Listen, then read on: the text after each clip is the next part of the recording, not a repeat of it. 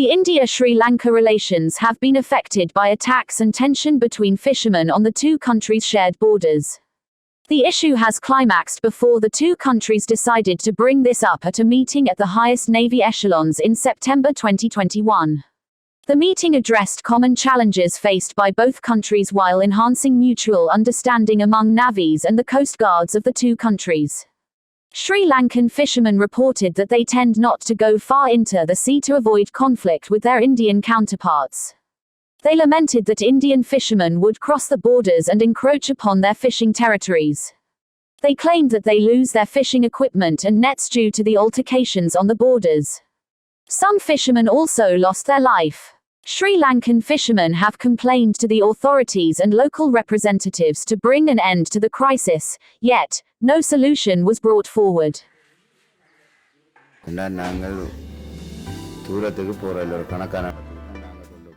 We do not go long distances, we only go for short distances to fish. Although we do not cross our sea limits, the Indian fishermen sail beyond the limits into our borders, and we have to signal them using torchlights to mark our sea borders. We will not be able to stop them when we fall asleep or when there are no signal lights present, but they purposely encroach upon our fishing nets and cause damage. When the sirens are on, it is impossible for them not to know our territories, and it is due to this mishap, 10 to 15 our fishermen have lost their fishing equipment and nets.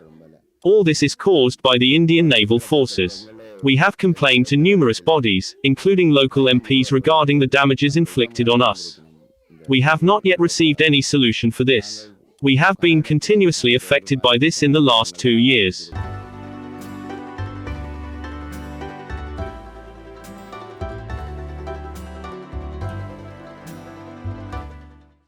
We have been asking them not to cross into our territories, as we have been continuously losing our equipment and nets.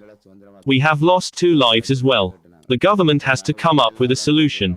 A minister has visited here to discuss the subject matter, but we did not receive any solution for this yet. We had protested this for 2 consecutive days, yet, we are still waiting for a solution. We are fixated on preventing the loss in life and the equipment.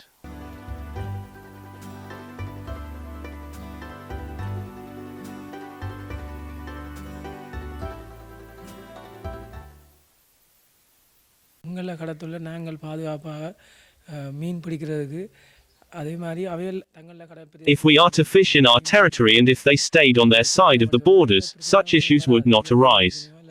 Loss of life and equipment and the Indian trawler boat issues will not arise if each would remain in their territory.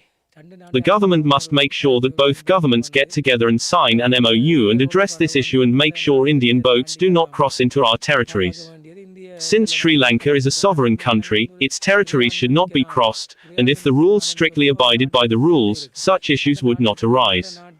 If the above law is abided by, our fishermen can freely fish and make their livelihood. If the Sri Lankan president and the premier involved themselves and discussed this matter with Indian Premier Modi, such loss of lives and fishing equipment would be avoided in the future.